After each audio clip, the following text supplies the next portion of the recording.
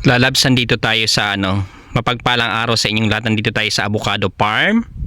So magtatanong tayo kung merong hiring dito sa farm na ito para sa part-time. Kung may available tayong araw, pwede tayo pumasok din. Napakalaki avocado po pala, lalabs, ito. Antayin lang natin, tawagan ko lang yung So bago nyo po tapusin ang video na ito, bago nyo po panoorin, tapusin ang vlog na ito, lalabs, pa share, pa like, comment, and subscribe po sa aking YouTube channel and sa aking Facebook page.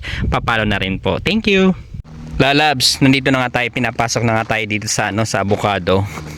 So pupuntahan natin yung mga puno. Ang lawak ng farm nila, lalabs, pero ang trabaho daw dito, lalabs, after 2 months pa. So magi-start ng June. Tingnan natin kung may to watermelon na ligaw. Tingnan natin ko. Ayan, may mga hinog na, lalabs. Ito ang avocado dito. Ang lawak ng farm. So hindi po ito sa hindi po ito dito doon sa Dati nagpitas ako ng ng avocado sa New South Wales. Ngayon nandito tayo sa Western Australia. Ayan, lalabs. Ito yung mga avocado. Ayan, avocado.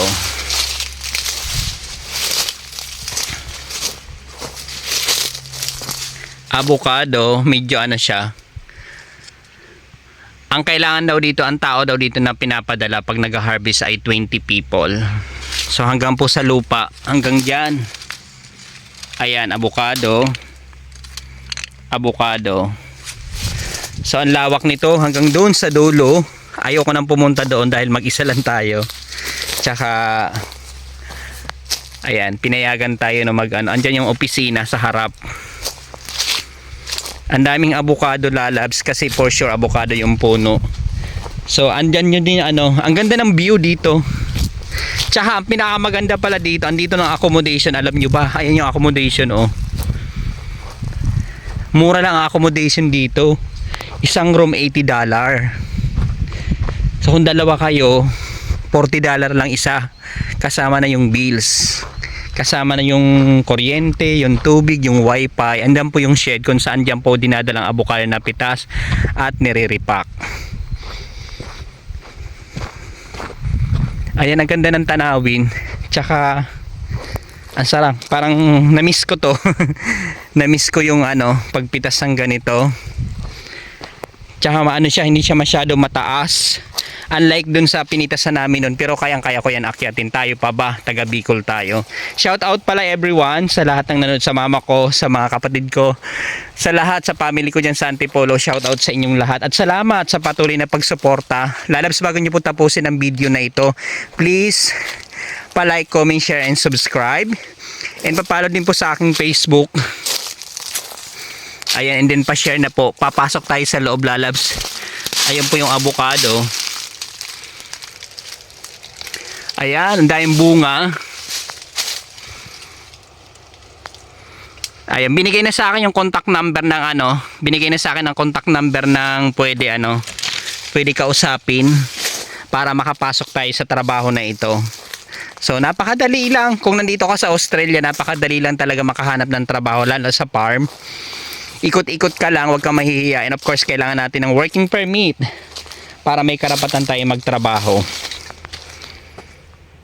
Ayan, lalabs yung avocado. Ang haba nito. Tsaka ang picking pala dito ay tumatagal ng 3 buwan. Pagkatapos ng harvest ng 3 buwan. Tsaka pag nagpipitas pala nito, na all down na. Ibig sabihin ng all down lahat na. Tapos, yun ang pinakamaganda kasi nandito na yung accommodation.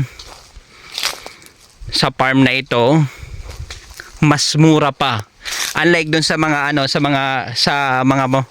napasukan ko, katulad ngayon sa pinapasukan ko, medyo mahal po. Sa Blueberry, medyo mahal yung So ito, tinitingnan ko lang ito, lalabs, kasi minsan pag may mga extra tayo na halimbawa holiday, walang trabaho, tapos may trabaho dito, pwede tayo sumingit, pwede tayo makipagtrabaho dito. Yan po ang kagandahan sa Australia.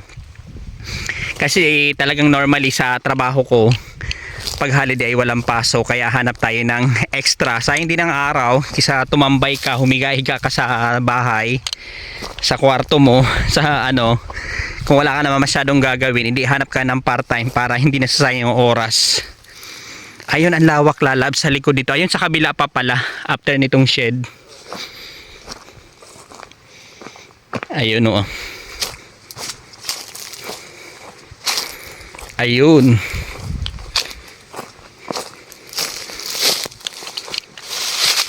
Ayan yung avocado. Napakadami. So, ano lang siya. Nandito lang sa baba. Ayun lalab. Salamat sa patuloy na pagsuporta. Picking avocado is nalalapit na. Salamat po sa patuloy na panonood. Dios mabalos. God bless po.